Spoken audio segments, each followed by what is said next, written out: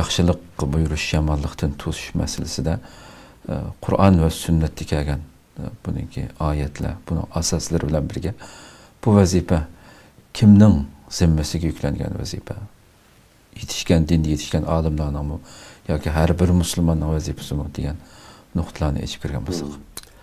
Bu bunday muhim savol bo'ldi. Bu ikki savol bo'ldi bu hamda. Xo'sh, xo'sh.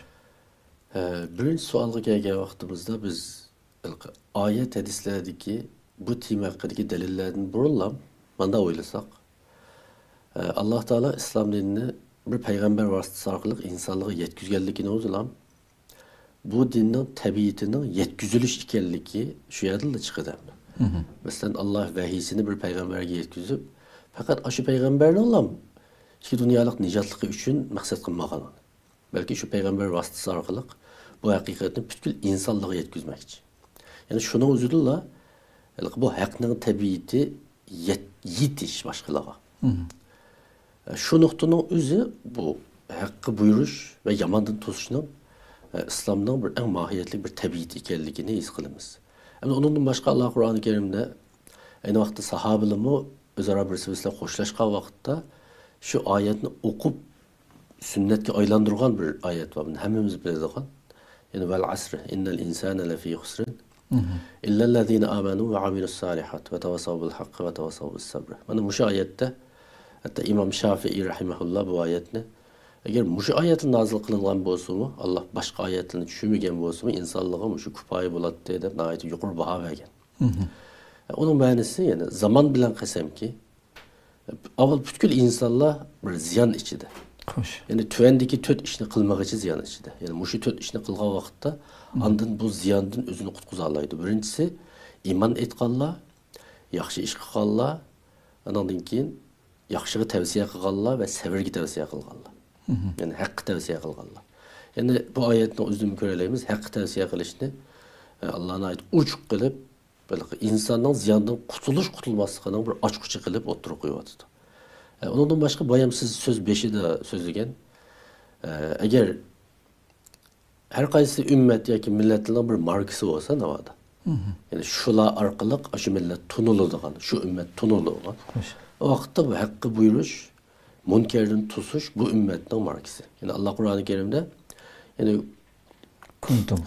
kuntum hayru ümmetin uhricet linnas te'miruna bil ma'ruf tenhavne anil münker. Yani sile şundak bir ümmetin insaniyet üçün oturuğa çıkarıldığınla, ondan demiş kılısıyla insaniyetin oturuğa çıkarılan olsanla, ondan sizle te'mirunu bil ma'ruf, yani yakşığı buyruğuyla ve yamandan tossuyla, münker işlerden tossuyla.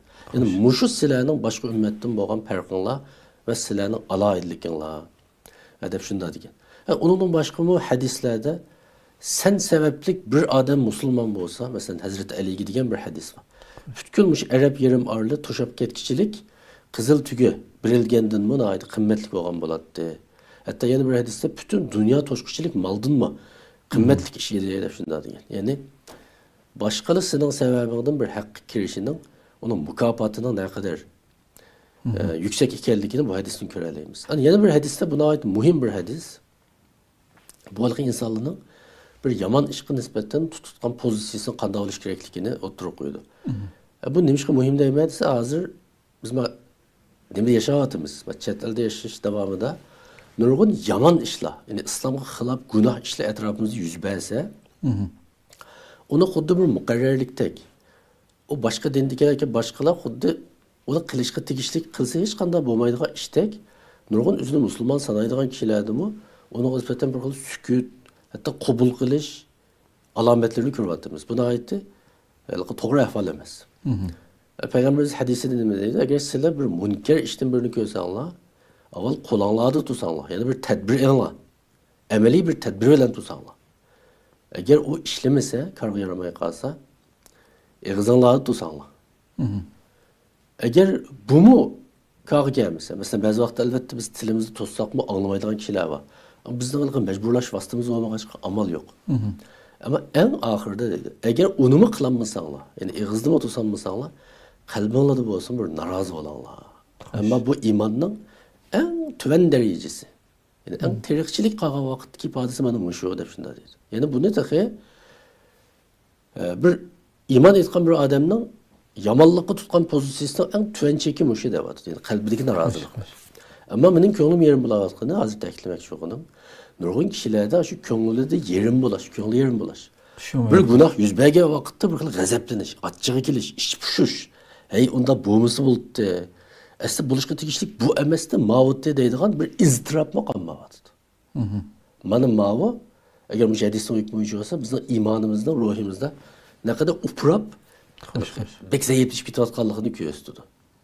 Çünkü hozir aytda ba'zi yomon ishlarni ko'rsak, hatta ba'zi o'zini musulmon hisoblaydiganlar masalan, ba'zi qo'shnichiliklarga munosabatni ko'rgan vaqtda uni to'g'ri tushunishga tirishib aqlayotdi. Endi u deganlar o'zini tanlashi emas, uning erkinligi degan jihatlarni to'g'ri tushunishga tirishyapti. Ammo bizning dinimiz buni tamom sen o'zgartirmasanmi bayli. O'zgartirmaslikka ba'zi tashqi sharoitlar to'sqinlik bo'lgan bo'lishi mumkin. Ammo qalbingda o'zim yo'q, bu bir islom cheklagan ish deb u norozilikmi qolmay, aksicha uni aqlashga uringan vaqtida bu holing bek xatarlik degan gap. Endi yuqorqi oyat hadisini va undan boshqa nurg'un buni buyurgan. Masalan bir hadisda ba'zilar bu hadisni zaif hadis degan bo'lsa, ammo tarhib nuqtasidan menimcha deyilsa xato emas deb o'ylayman. Allah bir perishtini naydı günah kaplap ketken bir kavimge muşularını halak kılıvetkin de evet dedi. Bu hadisden mezmununda. Ama perişte bir tağını götürüp verip karısı o yerde bir yakşı adam var. Şunu olan Allah'ın dergahı kayıtı verip o yerde bir yakşı adam varken yani sana taat ibadet kılıdıkan seni unutmagan. Ben aşını ten Allah köp getirdi o dese aval aşının beşinin başlığı. Çünkü o bu işlere gazaplanıp yüzü kızırıp mı bakmadı deb şunday. Hatta manda yani etrafında bütün günah kaynap ketken vakitte seni saklap kaladığını Allah'ın aldı da senin onun tutkan pozisyon ve hareket. Herkes bu aval yokken hemen de şunda kılıvatıdı o. Hem de özümüzün işini bilip şahsi yaşayla deyiş bir Müslümanın elki işi emez. Yine bir hadiste mesela özü yalğız yaşayan qaraganda özünün bir ümmeti bilen birlikte yaşap, onların eğirçiliklerini sevir kılıp, onların içinde tutan Müslüman tekimi evzel. Deb şunday degan. O yerdeki köstil ta'kidlanmak şoğan ma'no nima desa, meni qarashimcha, shularning ichida turib, bir Müslüman ado qilishga tegishli ijtimoiy mas'uliyatni ustiga elib yashash. Yani meselelerden keçip emas. Hozir mesela nurg'un ba'zi atalmış aql dono kishilar shu yo'lni tanlaqliq. Hozir bu ish bunda bo'lib ketdi. Bizning taqatimizning ustida.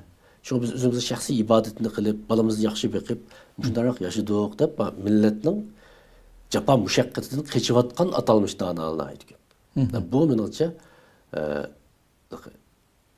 islom asli yetmek yo'g'on maqsad to'g'risida qaragan vaqtda to'g'ri emas deb qarayman.